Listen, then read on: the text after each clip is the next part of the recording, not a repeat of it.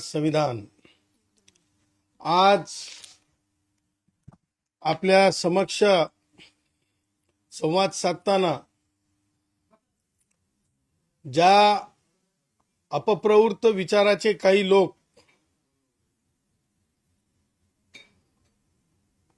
बंबई मुंबई नगरी किंवा महाराष्ट्र डिस्टर्ब करण्याच्या हेतूने काही काही वक्तव्य करत आहेत, अशा अपप्रवृत्तांना सुज्ञ आणि जिम्मेदार नागरिक म्हणून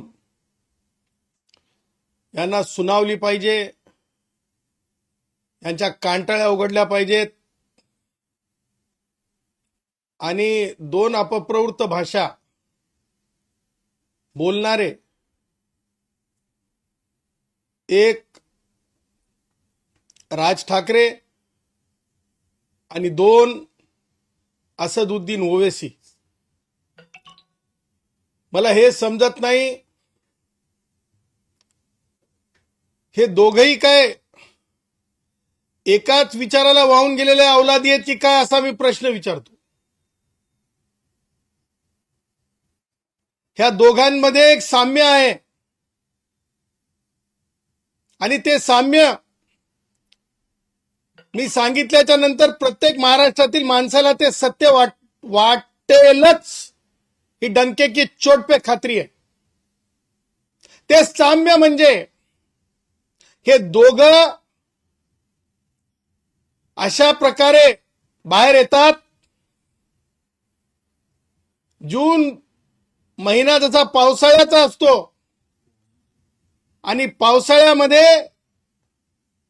शेतकरी, कष्टकरी, शेतमजूर, चिखला मातीच्या घराच्या आजूबाजूचे मळ्यामध्ये राबणारे, ह्या सगळ्यांना एक आवाज येत असतो पावसाळ्यामध्ये डुर डुर डुर डुर डुर डुर असा आवाज येत असतो. ड्राव ड्राव ड्राव ड्राव डुर डुर आवाज येत असतो. तो भेंडकोळ्यांचा आवाज असतो. जशी एक श्वानाची भाषा आहे, म्हणजे त्याला अलीकडच्या काळात कुत्र्याची भाषा म्हणतात. जशी एक वानराची भाषा आहे, तशीच भेंडकोळीची भाषा आहे, भेंडकोळ्यांची भाषा आहे. Draw draw draw draw draw. त्याच प्रकारे निवडणुका आल्या की आपल्या या दोन भेंडकोळ्याच्या आवाजासारखे दोन आवाज येतात. एका बाजूला आवाज येते असदुद्दीन ओवैसीचा, सीजनल, बरोबर, जयश्री पाटील बरोबर सांगतात. तर दुसऱ्या बाजूला येते राज ठाकरेचा. आता या दोघांची निंदा करावी तेवढी कमी आहे.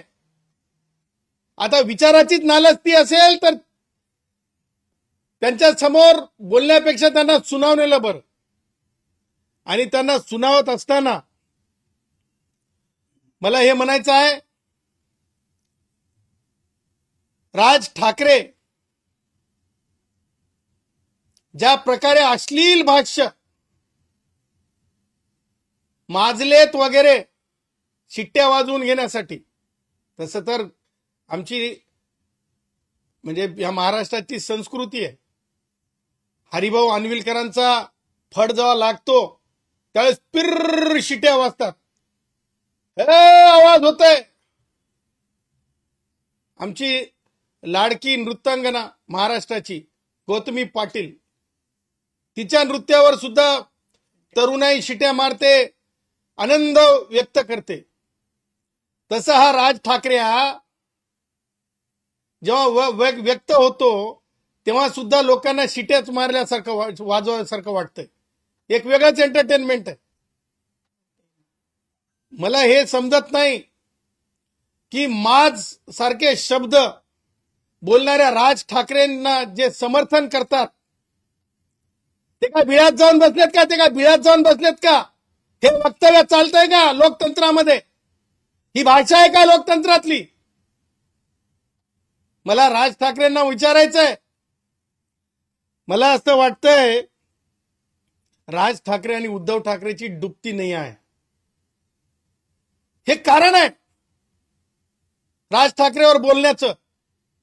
कारण राज ठाकरे सारख्याच अपप्रवृत्त विचारानं मुंबईला आर्थिक राजधानी पासून दूर दूर नेण्याचे प्रयत्न होत असतात. हेच ते विचार आहेत.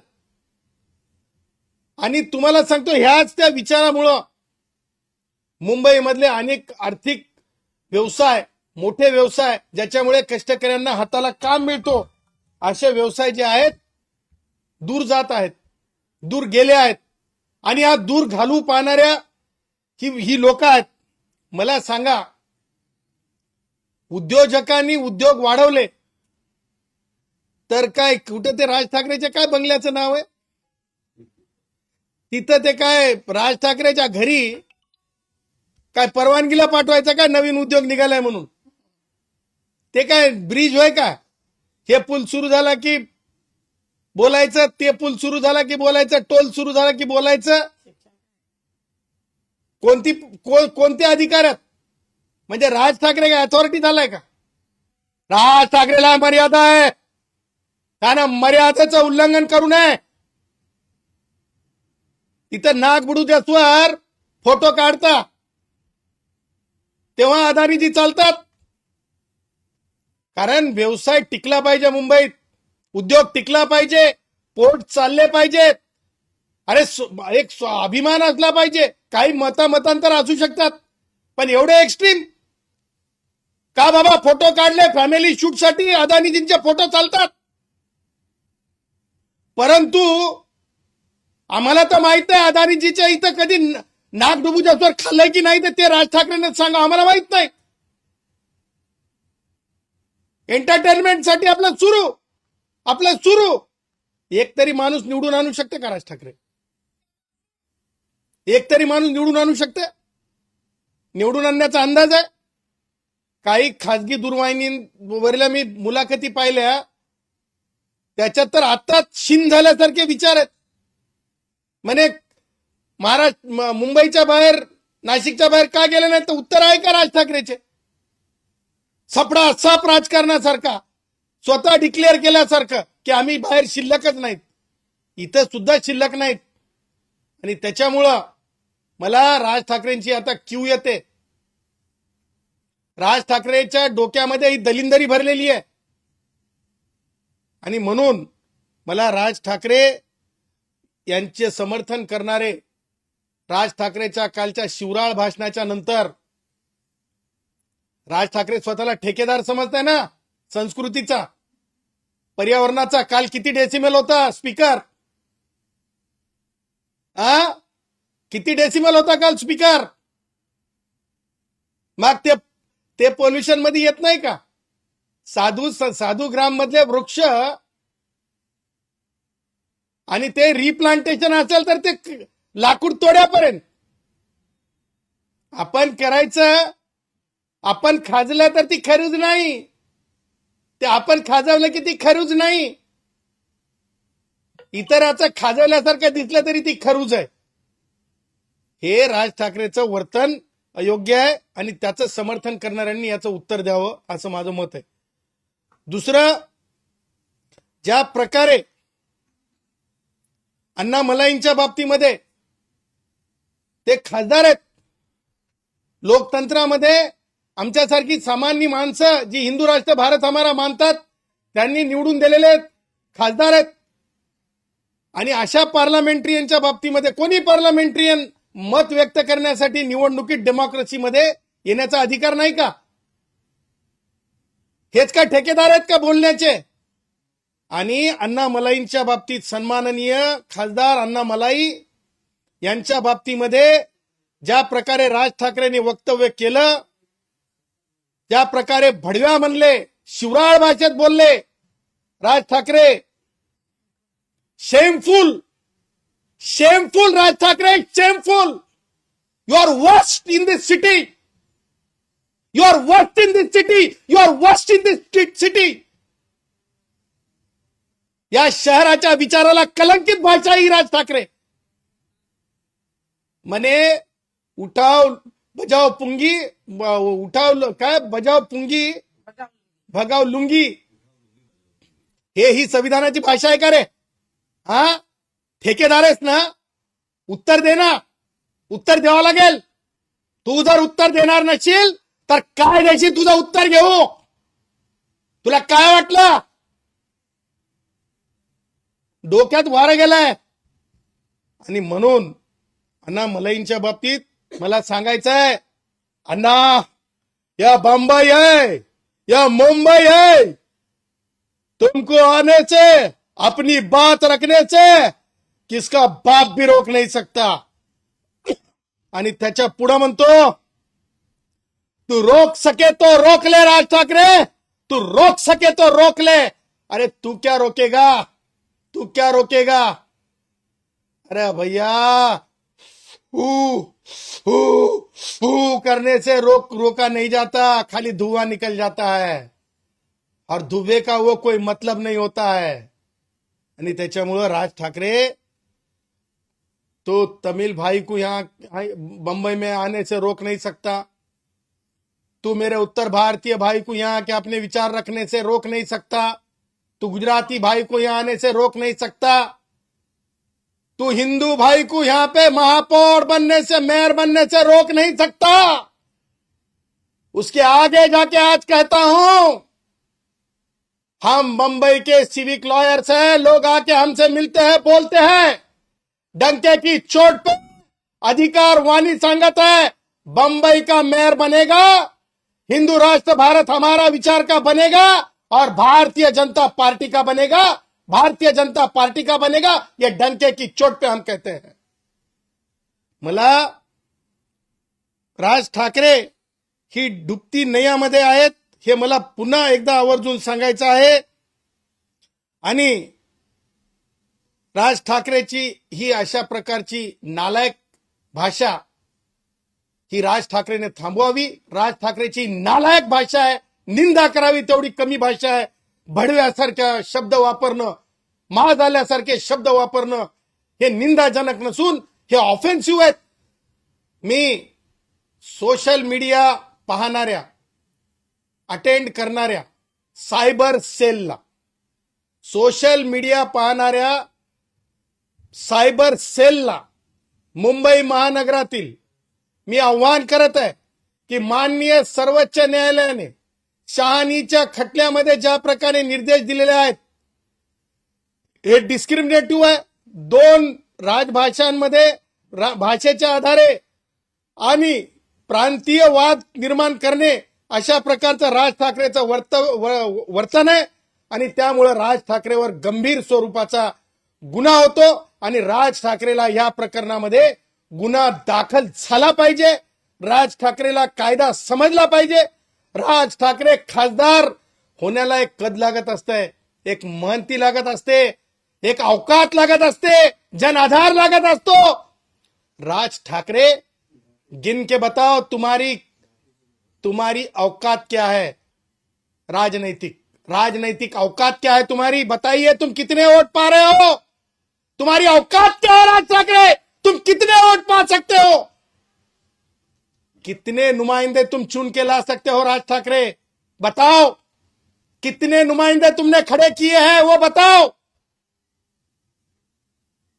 त्यामुळं राज ठाकरे हे घरघर शेवटचा श्वास आहे, राजकीय श्वास आहे, घरघर आहे. आणि म्हणून राज ठाकरेची आम्ही निंदा करत आहोत. आता दुसरे ग्रस्त आहेत. दुसऱ्या ग्रस्ताच्या बाबतीत बोलताना मला दोन बाबी तुम्हाला सांगायच्यात. दुसरे ग्रस्त आहेत असदुद्दीन ओवैसी. अरे असदुद्दीन ओवैसी, एक बात ध्यान रख, आज इस देश में मुगल शासन नहीं है. भूल रहा असदुद्दीन ओवैसी, ध्यान दिलाना चाहता हूं, इस देश में मुगल शासन नहीं है असदुद्दीन. इस देश में निजामशाही नहीं है असदुद्दीन. इस देश में निजामशाही नहीं है असदुद्दीन. असदुद्दीन ज्या प्रकारे व्यक्त झाला, ज्या प्रकारे असदुद्दीन काल व्यक्त झाला, ते म्हणजे या देशाला अखंड भारताचे मार्गदाते असलेले, अखंड भारताचे मार्गदाते असलेले पंडित नथुरामजी गोडसेजी यांच्या बाबतीमध्ये असदुद्दीन ओवैसीने अत्यंत खालच्या स्तराचे टीका केली, अत्यंत खालच्या स्तराचं वर्तन केलं, अत्यंत खालच्या स्तराचे म्हणजे ऍक्टिंग केली. छोटा मोठा ऍक्टर आहे तो, कधीतरी बाहेर निघणारा. आणि त्या ऍक्टरला कायद्याप्रमाणे सुनावणं आवश्यक आहे, कायद्याच्या फाईट प्रमाणे त्याला सांगणं आवश्यक आहे. मला त्याला सांगायचंय, असदुद्दीन, या देशामध्ये आज कोणतेही इस्लामिक राजांचं राज्य नाही, या देशात संविधानाचं राज्य आहे. तेव्हा तुला संविधानिक बंधनं सुद्धा आहेत असदुद्दीन. आणि असदुद्दीन, ज्या प्रकारे तू माननीय पंडित नथुरामजी गोडसेंच्या बाबतीत तू बोललास ना, त्यावरून मला तुला सांगायचंय की माननीय उच्च न्यायालयाने 2002 ह्या वर्षात आनंद चिंतामणी दिघे आणि इतर विरुद्ध महाराष्ट्र शासन हा खटल्याचा निकाल दिला. अरे असदुद्दीन, तू बॅरिस्टर होऊन काय कोर्टात कामगिरी केलीस हे कोणी बघितलेलं मला तरी दिसलं नाही, मला वाचण्यात आलं नाही. कारण मला माहित आहे की लंडन सारख्या ठिकाणी, इंग्लंड सारख्या ठिकाणी 1 वर्ष LLBच्या नंतर कोर्स केला की माणसाच्या माथी बॅरिस्टर लागते. माथी बॅरिस्टर लावून घेतलेला बॅरिस्टर आहेस की कार्यरत बॅरिस्टर आहेस हे तुलाच सांगावं लागेल, कारण आम्हाला तर माहिती नाही तुझ्या बाबतीत. आणि तुझ्या बाबतीत अभ्यास करण्या एवढं तू एवढा मोठा नाहीस. इसलिए असदुद्दीन, मैं तेरे को बताना चाहता हूं, बॉम्बे उच्च न्यायालय ने आनंद दिघे जी विरुद्ध महाराष्ट्र शासन, महाराष्ट्र की सरकार ने माननीय नथुराम जी गोडसे जी के विचारों के जो जिस तरह के की साहित्य होता है, उस साहित्य के ऊपर रोक लगाने की कोशिश की थी. उस रोक पर इस देश के माने हुए 3 न्यायमूर्तियों ने उद्धव तू भी सुन ले कि आनंद दिघे जी की केस थी वो नथुराम जी के बारे में की, उस साहित्य के ऊपर की. और उस 3 न्यायमूर्तियों ने, माननीय न्यायमूर्ति प्रताप सिंह जी थे, जो प्रताप सिंह जी थे वो मुख्य न्यायमूर्ति थे, प्रताप सिंह जी मुख्य न्यायमूर्ति थे, एस राधाकृष्णन जी दूसरे न्यायमूर्ति थे, और माननीय न्यायमूर्ति DY चंद्रचूड़ जी जो सर्वोच्च न्यायालय के मुख्य न्यायमूर्ति बोल के रिटायर्ड हुए. इन तीनों का बेंच था. उस केस का नंबर सुन ले असदुद्दीन, तू बहुत शाना है, शानागिरी करे जैसा बताता है लोगों को. अबे तू भी तेरा स्टाइल में सुन ले तू.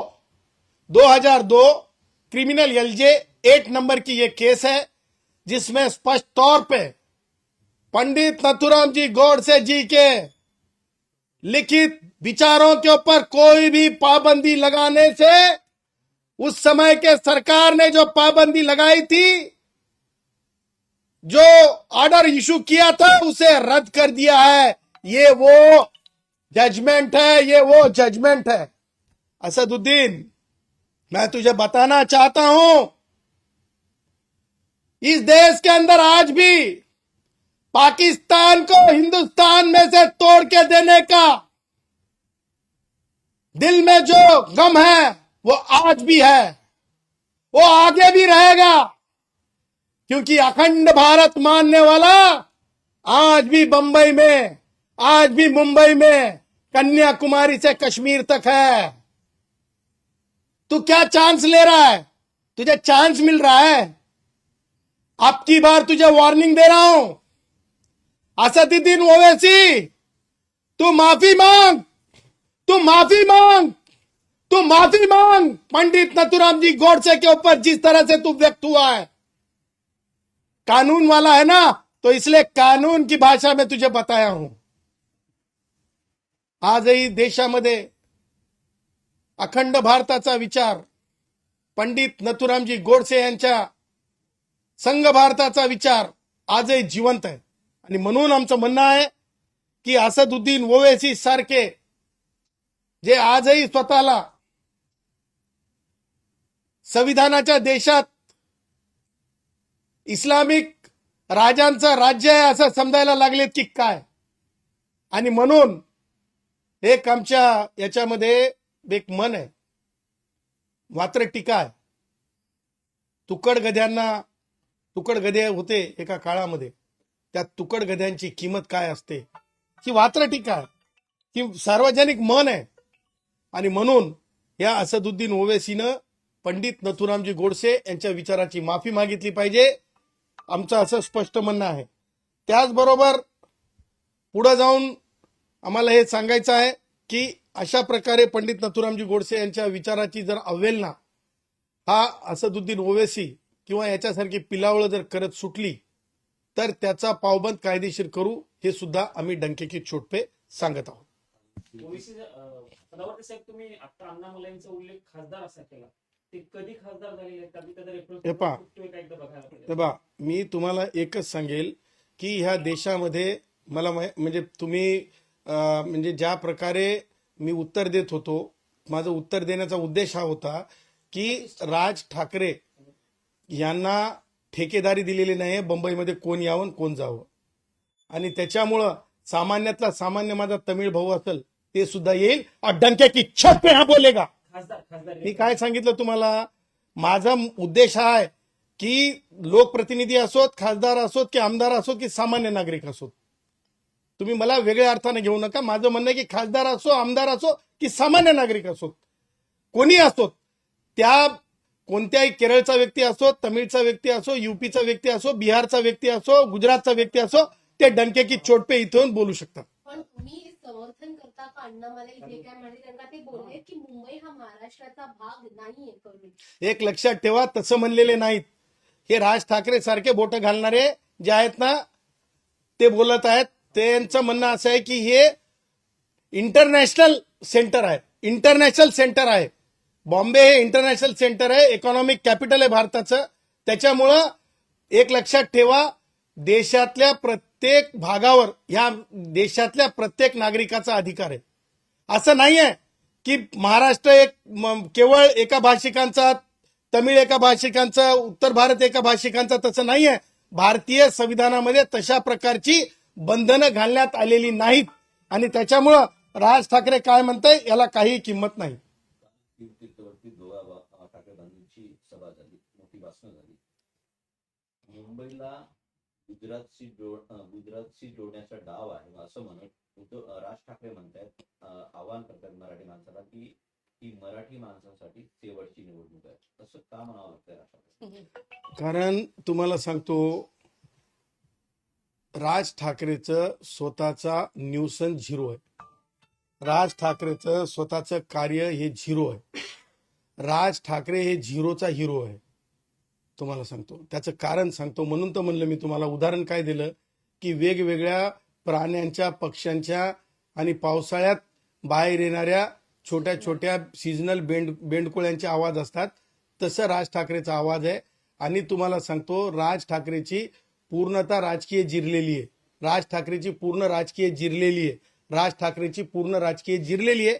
त्याच्यामुळं राज ठाकरे आणि उद्धव ठाकरे यांना माहिती आहे आता त्यांच्याकडे काहीच शिल्लक नाही, ना तर त्यांच्याकडे मतदार शिल्लक नाही, ना तर त्यांच्याकडे असं एक अधिष्ठान शिल्लक नाही की ज्याच्यामुळे लोक त्यांच्याकडे आकर्षित होतील।